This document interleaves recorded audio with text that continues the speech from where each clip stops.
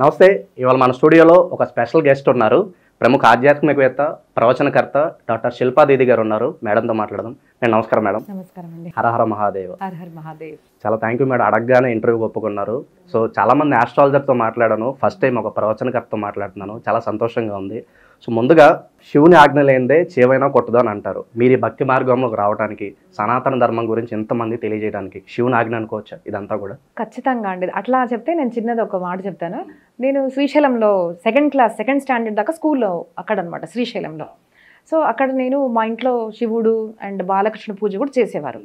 మా అమ్మ పొద్దున తులసమ్మకు పూజ చేసి తులసబాయి హిరివి హిరివిగా గోవిందాల గోపాలాల ఆవడఫారం మరాఠీలో అనమాట. తులసమ్మ చాలా చక్కనిది, గోవిందుడికి గోపాలుడికి ఇష్టమైనది అని ప్రదక్షిణ చేసేది. నా మెంటాలిటీ అప్పుడు ఎలా ఉందంటే గోవిందుడు గోపాలుడు ఇద్దరు అంటే అంత అల్పజ్ఞానం, నాకు తెలీదు. కానీ కృష్ణుడు అమ్మవారు అంటే చాలా ఇష్టం. అమ్మ అంటే నేను అమ్మనే అనుకుంటాను. మాతాచ పార్వతీదేవి పితాదేవో మహేశ్వర.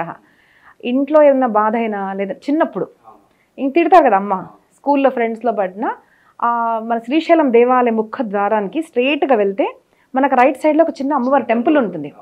అక్కడికి వెళ్ళి ఏడ్చి చెప్పేదాన్ని, అమ్మ ఇదిగో ఇట్లా జరిగింది ఇలా జరిగిందని. ఆ టైంలో అంటే సెకండ్ క్లాస్లో ఉండేదాకా. అయితే నేను పెద్దగా అయిన తర్వాత ఈ భాగవత ప్రవచనాలు, మా గురుగారు నాకు భాగవతం చేయమని చెప్పడము, ఇవన్నీ జరిగిన తర్వాత వెన్ ఐ వాస్ థింకింగ్, నా జీవితం గురించి నేను ఆలోచిస్తుంటే నాకేమర్థమైందంటే ఎవరైతే శివుడు పూజ చేస్తారో, శివుడికి బాగా ప్రసన్నుడు చేసుకుంటే ఆయన ఒక గుప్త ధనాన్ని ఇస్తారు.